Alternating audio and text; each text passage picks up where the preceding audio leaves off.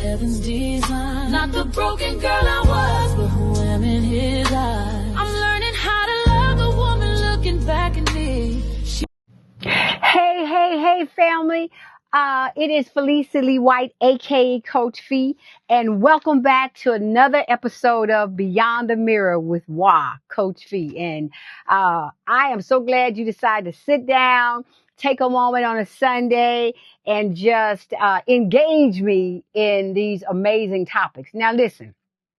We're not going to waste a lot of time today because we need to hit this one hard because this topic, as I told you, was near and dear to me. So, first of all, we're going to go over what was our takeaways from last week. And of course, this is episode 5, part 2 of Stop Comparing Your chapter 1 to somebody else's chapter 20. I'm going to let that marinate for a few minutes.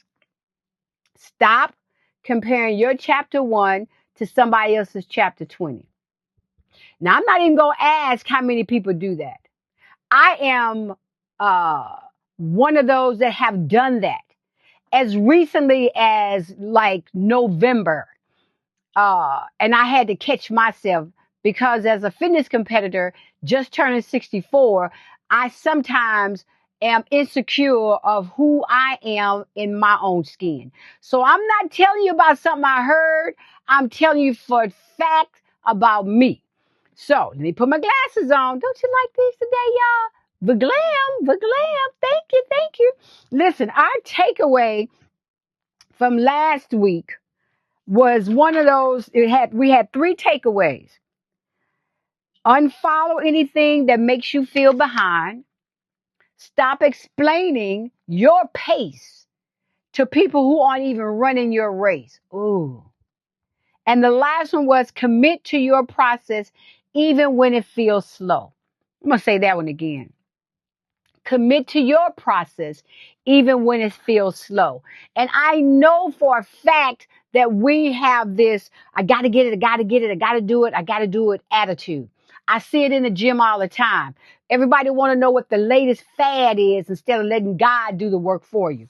So on this episode, part 2 of Stop Comparing Yourself to Somebody Else's chapter 20, part 2 is of this conversation about comparison. Because once you recognize comparison, the next step is learning how to protect your peace. Ooh, let me sit back. Let me roll around on that one. Because once you recognize comparison, the next step is learning how to protect your peace. I'm going to leave that right there for a second and ask the question, do you know how to protect your peace? Do you know how to protect your peace? Let me tell you something really important, baby. Not everyone is meant to understand your journey. Now, I'm going to take my glasses off on that because what we do when we compare our journey to somebody else's, that tells me that you don't think your journey is that important. You think the person to the left or to the right's journey is more important than yours. Newsflash, it's not. It's not. And how is God going to work with you on this journey? Because it's not the beginning and the end. It's the middle with the meat. Oh, hallelujah. The middle of the journey is the meat and potatoes. So if you're trying to do somebody else's journey, or if you're trying to compare yourself to somebody else's journey, God's not even working on you. He's not. How can he? Because I guess God is sitting back fanning going, well, I guess when she get ready and quit trying to do somebody else's process, I can help her with hers. I see this all the time in the gym. They want results fast, everything fast. They're comparing themselves to somebody else. They want to know what somebody else ate. They want to know how long somebody's been training. They want to know what you did this morning. That ain't your business. First of all, I think it's very impolite. I think it's very impolite for you to ask somebody because you don't know that person's struggles, and you don't know by you asking a person this information, is that going to bring up some issues for people? You don't even think about what you're saying when you say, well, how'd you lose the weight? Baby, it may have taken that girl 6 months to lose 2 pounds. I told y'all in the last episode it took me 6 months to lose 5 pounds, and that had me thrown off. I was so angry. I was mad at God. Why is this taking so long? And then I realized He wanted to make sure I was serious. He wanted to make sure that I was ready to go through this process. You don't know what God's thinking is when He has you go through what you go through. I said it before. I'm going to say it again. It didn't take you, you didn't gain the weight overnight. You didn't gain the man overnight. You didn't do all this overnight. So it's not an overnight process. Now, we can compare our chapter 1 to somebody else's chapter 20, even in relationships. Oh, I'm going to cough on that one. You comparing your marriage to somebody else's. You comparing how children are raised. You comparing why he, or they got the promotion and you didn't. I always say to myself, in God's time, more will be revealed. Ooh, that's a Narcotics Anonymous statement, baby. More will be revealed. Listen to this. Listen. Linda. Oh, I wrote some good notes, baby. Your pace matters. Some seasons are about hiding. Some seasons are about building. Some seasons are about healing. And some seasons are about maintaining. And every one of those seasons are productive. So which season are you in? Think about it. Wait for it. What season? See, if you don't even know the season you're in, how are you going to be extremely productive? Although these are all productive seasons, even seasons of downfall, even seasons of extra struggle, they're all productive seasons because God is working on you from the inside out. So comparisons make women ignore their seasons and try to live in somebody else's. Ooh, I'm gonna make sure I read that right. Comparisons makes women ignore their season and try to live in somebody else's. And baby, that never works. Let's wait for that for a second. Ooh, I want to cross my arms. I love this topic. I love it. Your comparison makes women ignore their season and try to live in somebody else's. That's not going to work. It's not going to work. That's not your story. That's not what God has for you. Your season matters. Another thing comparison does, is silence. It does. Let me read this. Another thing comparison does is silent gratitude. I got tied tongue on that one. Another thing comparison does is silent gratitude. How you gonna thank God? How you gonna give God the praise if you are comparing yourself to somebody else? God needs the ultimate praise, even like I said in the struggle. You shouldn't be comparing him, them, or they to you, him, and her. No, And if you stay in the moment and enjoy the moment, and I'm not saying it's always fun. God knows I'm not saying it. But if you show God that I'm going to stay in the moment and I'm going to deal with this right here, He going to suit up and show up every time. He going to suit up and show up every time. But confidence grows when you start saying, I am proud of myself. I showed up. I'm doing the work. I'm in pain, but I'm going to keep pushing. That's when the confidence starts growing. That's when you stop comparing your struggle. You stop comparing your body. You stop comparing your job. You stop comparing your marriage when you say, I'm just going to show up.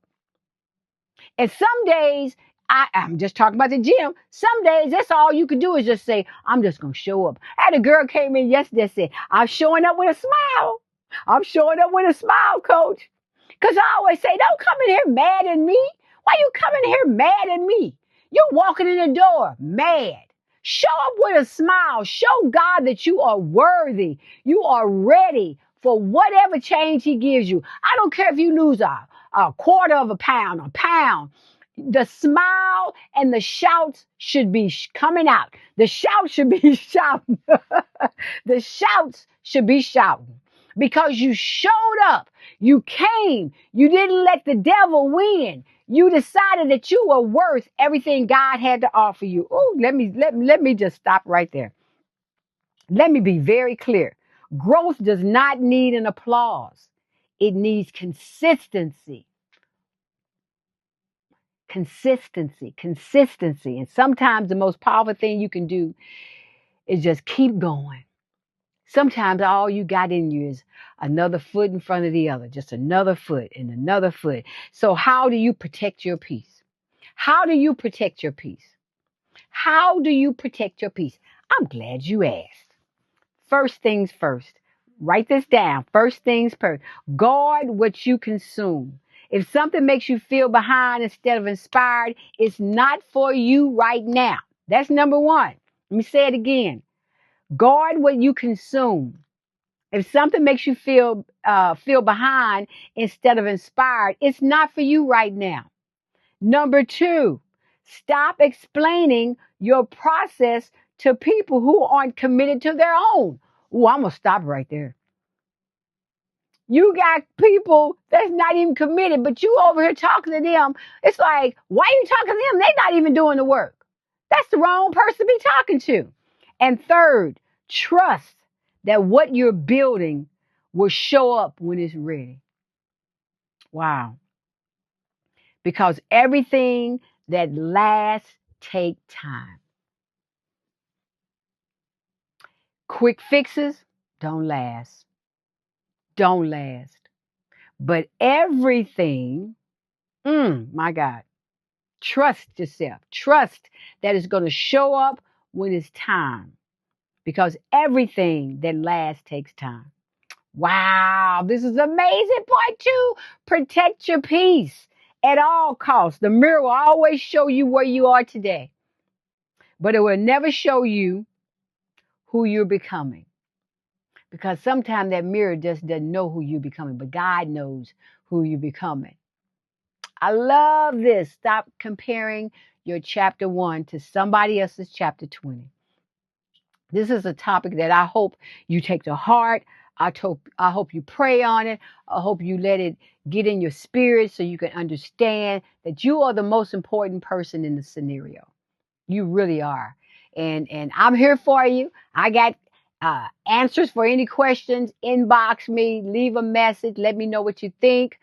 I am glad that you joined me for part 2 of episode 5. So now, without further ado, we are going to spotlight a client that has been with me for over, oh my goodness, probably 16 years or longer. Her name, come to the forefront, Nikki Graham. Nikki was one of my very first clients when I first started training, right? And she doesn't mind me sharing this because Nikki now has her own podcast, by the way. But Nikki has been in some situations up, down, all around. Nikki has gone to the stage. Nikki has fallen off. Nikki's got back on track. Nikki was in some domestic violence situations that prompted her to start her podcast, to tell her story, to tell the truth. And Nikki was one of the first ladies who did my boot camp. And it used to be me and Nikki, and we look at each other and go, well, we just here. And now, of course, thank God, my boot camps are 20 deep. So I want to say bravo. I love you. I'm proud of you, Nikki. Nikki now has her grandchildren, that God has her raising. But Nikki is one of those that never look to the left or to the right. She didn't care. She don't care. She gets up. She dusts herself off and she keeps pushing.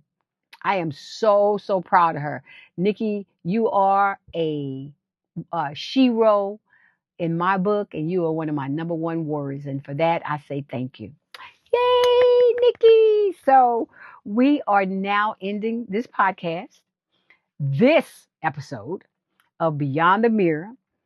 Stop comparing your chapter 1 to somebody else's chapter 20. So let me leave you with this. Protect your peace and trust the process. Protect your peace and trust your process. Never stop going, never stop trying. Because if you do, I'm telling you, you will regret it. This is Felicia Lee White, aka Coach Fee, with Beyond the Mirror podcast. And we will see you back here next week at 6 o'clock. Bye. I look in the mirror, I see heaven's design. Not the broken girl I was, but who am in here.